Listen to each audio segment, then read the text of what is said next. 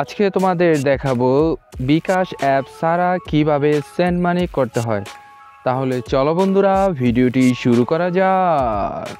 এজন্য আমরা প্রথমে মোবাইলের ডায়াল অপশনে চলে যাব। ডায়াল অপশনে টাইপ করব *247# লিখে ডায়াল করে দেব। দেওয়ার পরে দেখো এইরকম একটি পেজ চলে আসবে। সবার উপরে 1 নম্বরে আছে সেন্ড মানি, তাই আমি ঠিক এই জায়গায় 1 লিখে দেব। লেখার পরে এই যে নিচে ডান দিকে সেন্ড অপশন আছে এটার মধ্যে টাচ করব।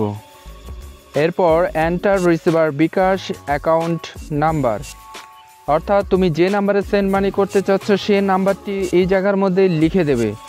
আমি নাম্বারটি কপি করে এনেছিলাম তাই এখানে পেস্ট করে দিলাম। যদি নাম্বার কপি করে আনো তাহলে প্রথমে +88 এই সংখ্যা কয়টা কেটে দিতে হবে। আর যদি পেস্ট করে না আনো তাহলে বন্ধুরা সতর্কতার সাথে সেন্ড মানির এই নাম্বারটা এখানে লিখবে। লেখার পরে নিচে ডান দিকে সেন্ড অপশন আছে এটার মধ্যে টাচ করবে। টাচ করার পরে দেখো এন্টার অ্যামাউন্ট, অর্থাৎ তুমি কত টাকা সেন্ড মানি করতে চাচ্ছ সেটা এখানে লিখে দেবে। আমি 20 টাকা সেন্ড মানি করব তাই এখানে আমি 20 লিখছি।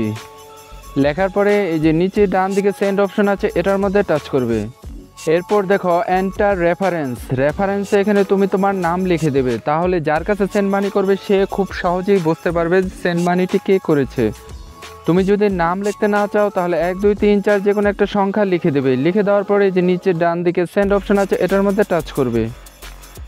টাচ করার পরে এই জায়গার মধ্যে তুমি তোমার বিকাশের যে পিন নাম্বারটি আছে সেই পিন নাম্বারটি এখানে বসিয়ে দেবে।